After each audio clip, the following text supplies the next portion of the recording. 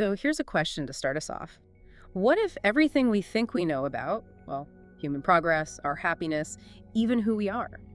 What if it's all just a really elaborate story we've been telling ourselves? That's a big one to kick off with. It is, right. Because today, we're doing a deep dive into Yuval Noah Harari's book, Sapiens, A Brief History of Humankind. A book that definitely makes you question those stories. Exactly. Our goal here is pretty straightforward.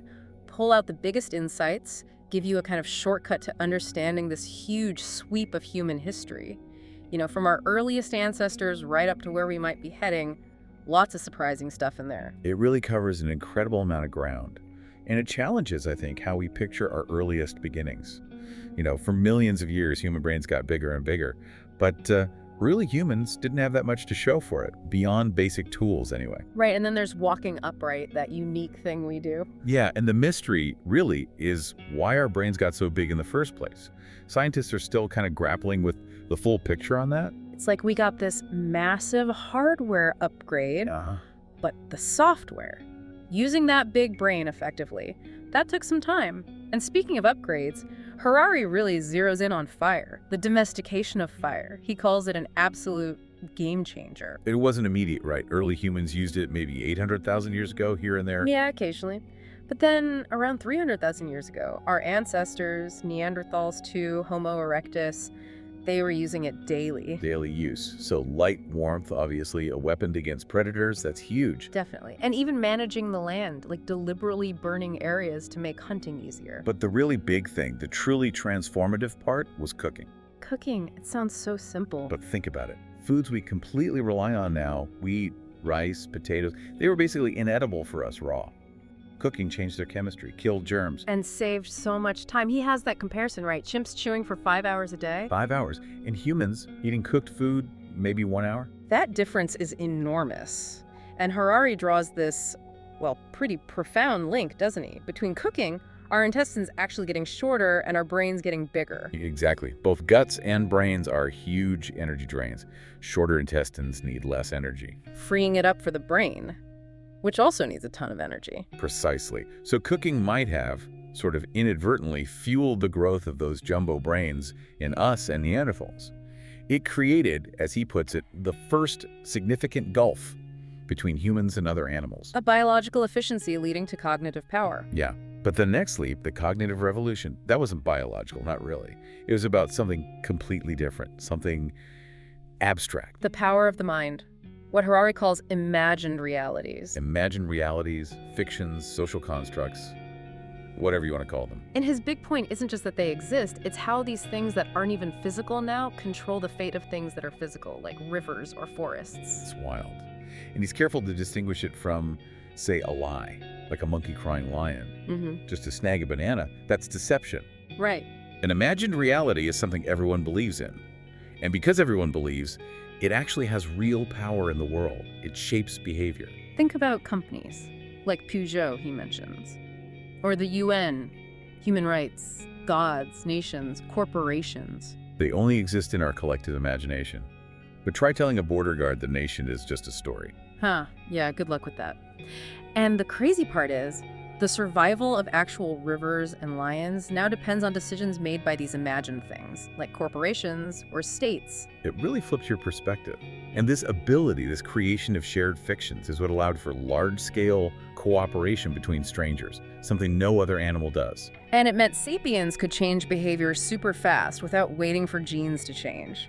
His example of the Catholic priesthood is really striking. Celibacy, yeah. Goes totally against natural selection, right? You're not passing on your genes. But the institution thrives for centuries, not because of a gene, but because of shared stories, shared beliefs. Compare that to, like, a chimpanzee alpha. His power is all about physical dominance and reproduction. It just shows how quickly our social worlds could morph. That Berlin resident example is powerful, too. Born in 1900. Lived through 5 different political systems. 5. Hohenzollern Empire, Weimar Republic, Nazis, Communist East Germany, reunified Germany. Same DNA, totally different social realities, all underpinned by changing stories. So maybe a Neanderthal could be a sapiens in a fight, one-on-one. Maybe stronger, yeah. But Sapiens won the war, you could say, because we could organize in huge numbers united by these fictions. Neanderthals could warn about a lion nearby. Sure, practical information. But probably couldn't weave these complex tales about tribal spirits or national destiny that bind thousands together. Which makes studying the past tricky, doesn't it? We can figure out calories, how many nuts they ate. Relatively easy. But what did those nuts mean? What was their spiritual life like? We're mostly guessing about their inner world. That's why those archaeological finds are so fascinating, even without knowing the full story. Like that Sungir burial site in Russia, it's what, 30,000 years old? Yeah, incredible find. This older man buried with thousands of mammoth ivory beads. A fox-tooth hat. But the kids are even more astonishing. Buried head to head, one with 5,000 beads, the other over 5,200, plus statuettes and things. And think about the work. He calculates each bead took maybe 45 minutes to make. Just imagine the sheer labor involved. It completely blows up the idea that hunter-gatherers were all living in some simple egalitarian state. It points towards hierarchy, even way back then. Definitely suggests complex social structures. And speaking of our impact, the book doesn't pull punches. It calls Homo sapiens an ecological serial killer. Oof. Harsh, but the evidence. It's stark. The extinction of megafauna in Australia coincides pretty closely with human arrival. Same with the mammoths on Wrangel Island. They survived until about 4,000 years ago, right when humans first got there. It wasn't just one bad event. It seems to be a pattern right from the start. Yeah, our environmental footprint has been heavy for a very long time. Okay, so we've got the brain, fire, these crucial imagined realities. But then comes this other massive shift. Around 10,000 years ago, Harari calls it, well, provocatively, history's biggest fraud. The agricultural revolution. Yeah. After 2.5 million years of foraging and hunting, we suddenly start farming. And the fraud part is that it wasn't necessarily a better life for the average person. Not at all. Harder work, actually. More kids, sure, but... Weakened immune systems, he argues. Less diverse diet, less breast milk maybe. Plus living in permanent settlements. Hotbeds for disease. And total dependence on a few crops meant you were incredibly vulnerable to drought or pests. Plus, storing all that grain just invited raids. So it created a whole new set of anxieties and problems. But it did allow for bigger populations. Those food surpluses fed villages, then towns, cities, eventually kingdoms, empires, trade networks. Right, but here's the problem. Biologically, we're still wired for small bands, maybe 150 people max. We didn't have time to evolve instincts for cooperating with thousands, let alone millions, of strangers. So how did we do it, if it wasn't biology? It comes back to the myths, the imagined orders. They proved much stronger, much more effective glue than biology alone. They allowed millions of strangers to cooperate. The scale is just staggering when you think about it. Jericho, maybe a few hundred. Çatalhöyük, thousands. Ancient Egypt, hundreds of thousands. The Akkadian Empire, over 1 million subjects, an army of thousands. And later empires, millions and millions, tens of thousands of soldiers, all held together by shared stories. And these imagined orders, these stories, they even define our ideas of justice and equality. He contrasts Hammurabi's Code. Where people were fundamentally unequal, nobles, commoners, slaves. With the American Declaration of Independence, all men are created equal. Two completely different ideas of justice. But Harari's point is, neither one is objectively true. They exist only in our collective imagination, in the myths we tell. They have, he says, no objective validity. Biologically speaking, equality makes no sense. Evolution works on difference. Exactly. The idea of equality is tied to creation myths, like the Christian idea of souls being equal before God. Evolution doesn't care about equality. It's a paradox. Yeah. But he argues these imagined orders, even if not objectively true, are essential. Believing in something like equality enables stable, prosperous societies. You can't run everything purely on force. That quote from Talleyrand is great. You can do many things with bayonets, but it is rather uncomfortable to sit on them. Huh. True. You need believers. Cynics don't build empires. Even greed needs some kind of legitimizing story beyond just, I want more stuff. Which perfectly sets up the next stage. The big unifiers that allowed human societies to scale up massively. First one, money. Money.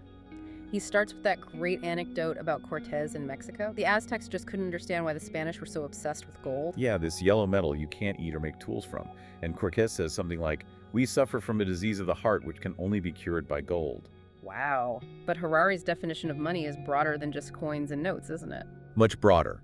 It's anything people systematically use to represent value for exchange. It's fundamentally a psychological construct. It works purely on trust, mutual trust in a shared fiction. Like cowrie shells, used for thousands of years across huge areas, still accepted as tax payment in parts of Africa into the 20th century. Incredible longevity. And what money did was enable trade and specialization on a scale impossible with barter. His example of 100 commodities needing nearly 5,000 exchange rates, money solves that instantly. It oiled the wheels of commerce, made empires like Rome much easier to run with a standard currency like the denarius. But there's a downside. Money breaks down traditional barriers, community ties, religious values, sacred things.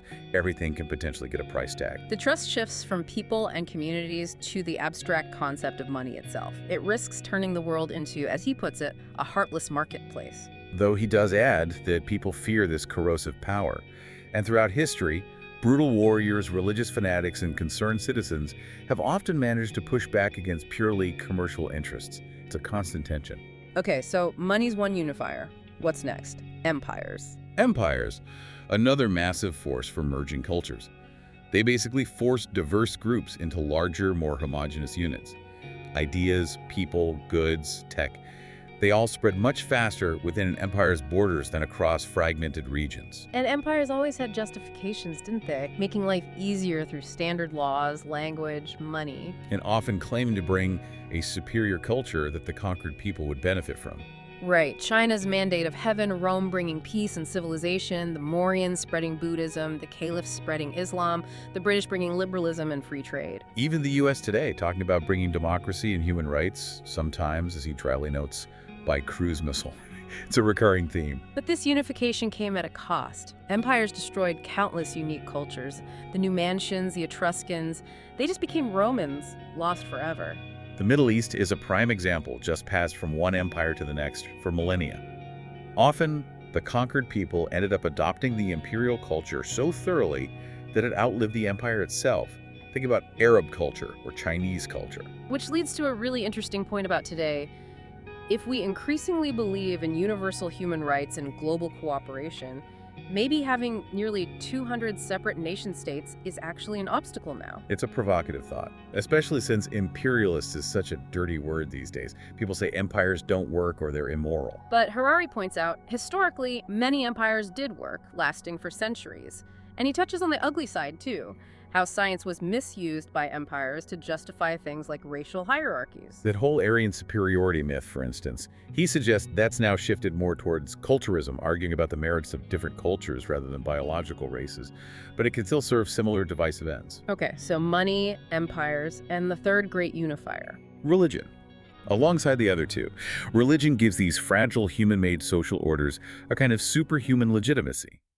If the laws come from God, or the cosmos, not just the king, they feel more absolute, more stable. And his definition is broad again. A system of norms and values based on belief in a superhuman order. So it's not just about gods, necessarily. It has to have binding rules, unlike, say, football rules, which change all the time. Right, and to unite really large areas, religions needed to be universal. And missionary, think Islam, Buddhism, Christianity. Most ancient religions were just local, tied to one place or people. He also points out the ironies within monotheism, like the Romans persecuting Christians resulted in maybe a few thousand deaths over centuries. Whereas Christians then went on to kill millions of other Christians over doctrinal differences, St. Bartholomew's Day Massacre being a horrific example. Monotheism also had to kind of absorb dualistic ideas, like a powerful evil force, a devil or Satan, to explain suffering. And he controversially lumps modern ideologies in here too, calls them new religions, nationalism, communism, and especially free market capitalism. Capitalism as maybe the most successful modern religion. And liberal humanism too, with its focus on individual liberty and human rights as its sacred commandments. It's a radical reframing, which brings us right up to the modern era and the scientific and industrial revolutions. These just unleash change on an unprecedented scale. Totally. His comparison really drives it home. A peasant from 1000 AD waking in 1500 AD. The world's different, but basically recognizable. But Columbus's sailor waking up today with smartphones and airplanes. Unimaginable. Heaven or hell, like you said. The last 500 years have been utterly transformative. And the key to the scientific revolution, Harari argues, wasn't discovering new knowledge, but discovering ignorance. willfully admitting Yeah. we don't know everything. Which was a huge break from older traditions where scriptures or ancient sages supposedly held all the important answers. Modern science has three core ideas: admit ignorance, rely on observation and math, and use that knowledge to gain new powers technology. It shifted the focus from studying the past to exploring the present through experiments. And mathematics became crucial, not just Newton's physics, but statistics for dealing with complexity in biology, society, economics. That Scottish Widows Fund example is amazing, using statistical calculations in 1744 to predict their pension fund's capital almost perfectly 20 years later. It shows the power of this new mathematical way of understanding the world. And the practical results are staggering. Just look at health and longevity. Life expectancy jumps from maybe 25, 40 years. The 67 globally now, 80 in developed countries. Child mortality plummeted. A third of kids dying before 15 in 17th century England. Now it's a tiny fraction of that.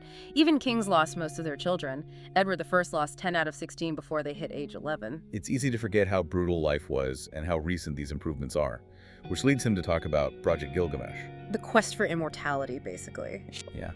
And he suggests it's not just science fiction anymore. Geneticists doubling worm lifespans, nanotech potentially creating bionic immune systems to reverse aging, serious scientists predicting some humans could become immortal, not invulnerable, but potentially living indefinitely, maybe by 2050. Which raises huge questions. Science can tell us how things work, maybe how to extend life. But it can't tell us, should we? That's where ideologies and religions step back in, he argues. They provide the ethical framework, the value judgments that science itself doesn't offer. And this scientific power fueled the Industrial Revolution, a permanent revolution, he calls it, driven by converting energy. The steam engine kicked it off. Then this obsession with machines and finding new power sources. But his point is, the world isn't short on energy. The sun bombards us with it. There's nuclear energy, gravity. We just lack the knowledge to efficiently capture and use it all. Our total consumption is minuscule compared to what's available. And this energy revolution went hand in hand with finding new raw materials, like Fritz Haber figuring out how to make ammonia from air, vital for explosives and fertilizers. Saved Germany in World War I, apparently. And the result? This massive explosion in productivity, especially in farming, the second agricultural revolution. Tractors, chemical fertilizers, hormones. It transformed food production, but it also led to the industrialization of animals. Treating them like machines on a production line, that Harlow monkey experiment he mentions is heartbreaking. Yeah, the baby monkeys choosing the comforting cloth mother over the wire mother with milk shows that deep need for connection. Yet, billions of farm animals today live in conditions completely devoid of that. A grim reality. 50 billion animals slaughtered annually. But that hyper-efficient agriculture is what allowed the urban industrial revolution to happen. Fewer farmers needed, freeing up people for factories. And underpinning this whole modern machine, capitalism and consumerism, built, as he says, on trust in the future. The bakery example again built on dreams and credit, not existing assets. And those early corporations, the Dutch East India Company, the West India Company. There were basically private companies running empires, financing conquest, founding colonies like New York. But again, the dark side, the slave trade, famines like in Bengal under the British East India Company driven by profit. He calls capitalism potentially another colossal fraud, like the agricultural revolution. Though he gives a defense, too. What was the alternative? Communism was arguably worse. Capitalism's promise is always, just wait, the pie will get bigger for everyone eventually. It creates this dynamic. The elite must invest. The masses must buy. Completely different from medieval values. And it fundamentally weakened the traditional buffers of society, family and community. Historically, they handled most daily needs. Kings didn't micromanage village life. Vendettas, local governance. That was handled locally. But the Industrial Revolution gave the state and the market the power to intrude, to take over those functions. They became the main providers, the main mediators. And they offered their own imagined communities, the nation, the consumer market, to fill the emotional void left by the decline of intimate local communities. So we have these massive interconnected systems, but the billion-dollar question Harari keeps circling back to is, are we any happier? And here the data gets really surprising, especially regarding peace. Most of us don't realize we're living in the most peaceful era in history. The stats are stark. In recent years, you're far more likely to die from suicide or a car accident than from war or violent crime. Yeah, suicide numbers often exceed war and crime deaths combined. The average person's biggest physical threat is often themselves, statistically speaking. And he attributes this largely to the rise of the state. Centralized power suppressed local violence, feuds, that kind of thing. Murder rates plummeted compared to medieval times. Even in dictatorships, you're generally less likely to die violently than in a pre-state tribal society. And internationally, since 1945, large-scale war between major powers has become incredibly rare, partly thanks to the nuclear deterrent. Empires collapsing relatively peacefully, no recognized countries being conquered and erased. It's a historically unique period of peace. But does peace equal happiness? That's trickier. Philosophers always argued happiness isn't just material wealth.